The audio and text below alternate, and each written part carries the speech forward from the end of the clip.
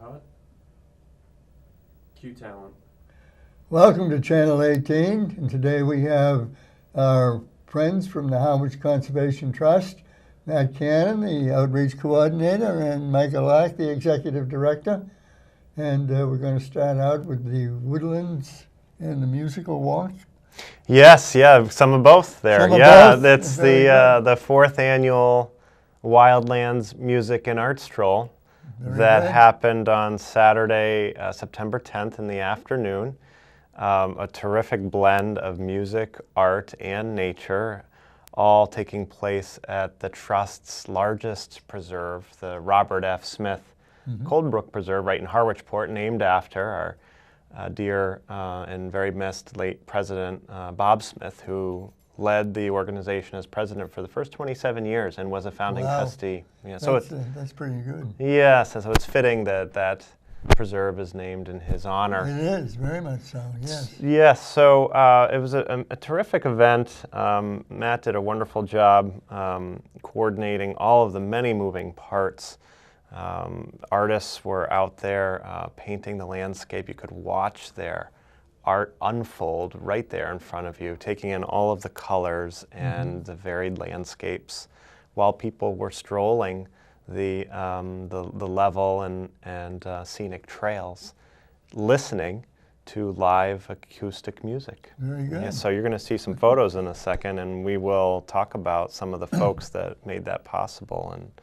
And Matt, you have anything to share? You spent a lot of time working on that event. Fair amount of time. It was a great fourth annual. As Mike said, the original Piano in the Woods was there, courtesy of the Harwich Historical Society.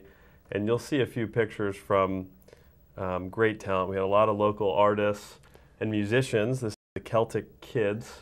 Yeah. They played traditional Irish music, and they were really a crowd favorite. They were fantastic. That's Alex, Jonathan, Fern, and Bailey. Jonathan and Bailey Ford, in particular, are town moderator Mike Ford's grandkids. Oh, really? Yep. And so Bailey and Jonathan and their parents live right in Harwich, and so they played a blend of Irish music, so Celtic roots there, and this is Kathleen Healy.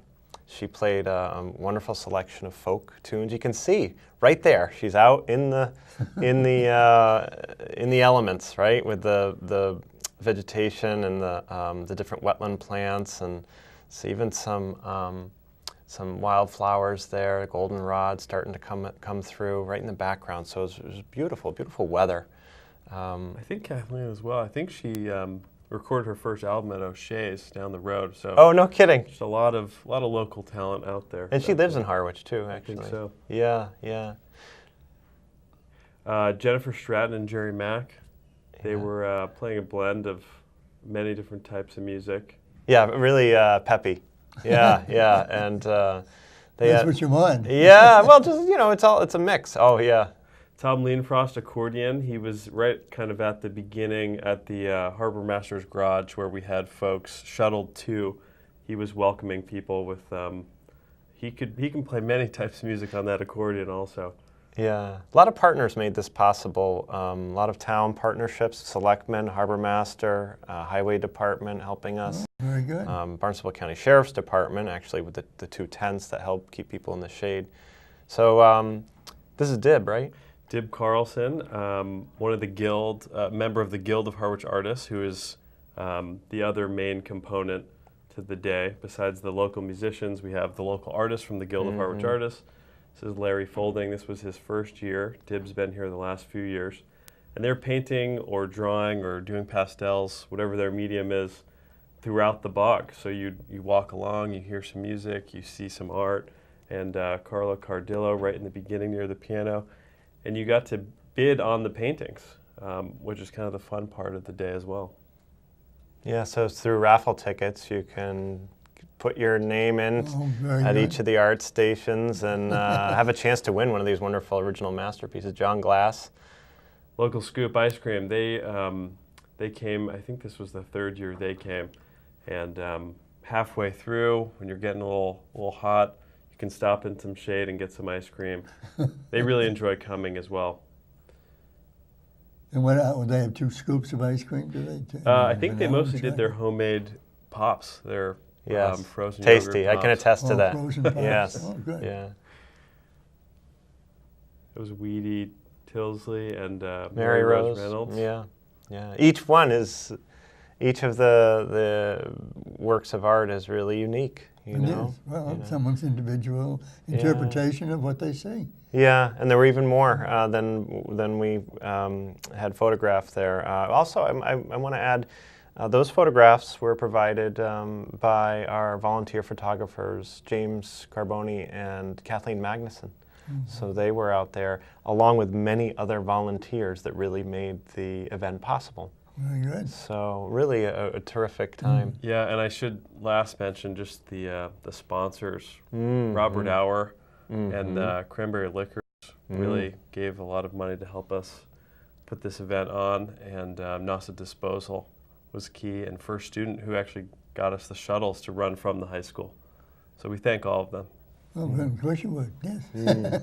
That's great. Very good. Yeah. And so now the next thing is the Native American walk. Yeah, really popular. Over the past year and a half or so, we've been working hard to bring folks opportunities to learn more about Native American history and in the context of the surrounding protected lands, not only in Harwich, but beyond the borders in other towns, since we know Native American territory covered all of the Cape at one point. Yes. So most recently, we wrapped up a 3-walk series over consecutive weekends in Orleans, Chatham, and also Harwich. So we partner with the land trusts in those towns, as well as the Native Land Conservancy, which is a newly formed, all Native American-led land trust trying to preserve land to protect the same elements we protect: woods, water quality, scenic views, and wildlife habitat, and more. Their range of protection actually extends more into southeastern Massachusetts and also on the Cape. So we partnered with those 3 land trusts. Pretty soon the developers won't have any place to have new homes. Oh, no. That's not actually the case. You know that's not the case. We're at a critical point, I will mention, a crossroads of sorts in terms of defining the character that we have here on the Cape because of the last remaining natural lands. They are either going to go to development, or some of them will be preserved. And there is a balance to be struck, we know that. But I think we all experience some of the issues that arise from overdevelopment, whether it be traffic or wastewater issues. Certainly we all need places to live and work and play, but we also hope we can save the most sensitive spots. So when we do save those areas, sometimes we get to create walking trails, and these folks, as part of the Native American Walk series, have been able to enjoy them and learn about the different Native American traditions and activities that took place on these lands. We have another series coming up. We are partnering with our sister land trusts all the way up north in Truro and Wellfleet, and we will also have a 3rd walk in Harwich. And this walk series is going to be titled The First People Before and After the First Encounter. Oh, wow. Meaning first encounter with early settlers. Right.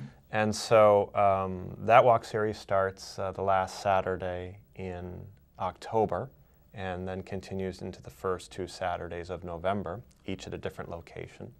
It's $45 whether a person attends 1 walk or all 3.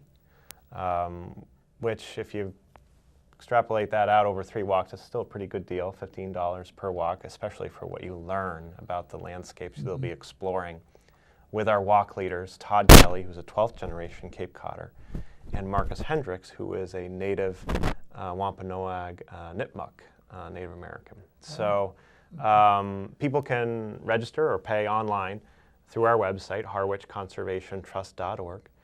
and join us for these walks. We already have about 10 people signed up, and space is limited to 50 or so. So these walks series have been filling up. Yeah, it's a pretty good group. spaces to enjoy a walk with 50 people. Yeah, it's great. It's a good number, and it's a lot of fun. It's amazing. Just to keep them in line. Yeah. So HarwichConservationTrust.org, really popular series. We hope people will join us. Well, I hope they do too. Yeah. Now you wanted to talk about cleaning up the beaches. Yeah, the annual Coast Sweep beach cleanup. Yeah, I think it's our 8th or 9th year, but we partner with the Town Natural Resource Department, Heinz Proft, and we're going to meet October 22nd, Saturday, at 9 a.m. at the Saquatucket Harbor Master's parking lot, right next to the Harbor Master office. And we're going to go out and clean the beaches on Nantucket Sound until probably about 11:30. It doesn't take very long, but it's a great way to get outside in late October, meet some other people, and help clean our beaches. And it is an international effort that in September and October, Coast Sweep. So we're kind of going with a lot of other organizations throughout the world, and we'll see what we find. See what you find. Yeah. You never know. Yeah. Everybody finds something. Sometimes it's a ring or. There can be odd items out there. Yeah. Yes. And make somebody happy. Well, thank you very much for this interview. Thank you, Paul. And we wish you continued good luck. Thank you. We'll see you next month. Very good. Thank you. Great. Yeah.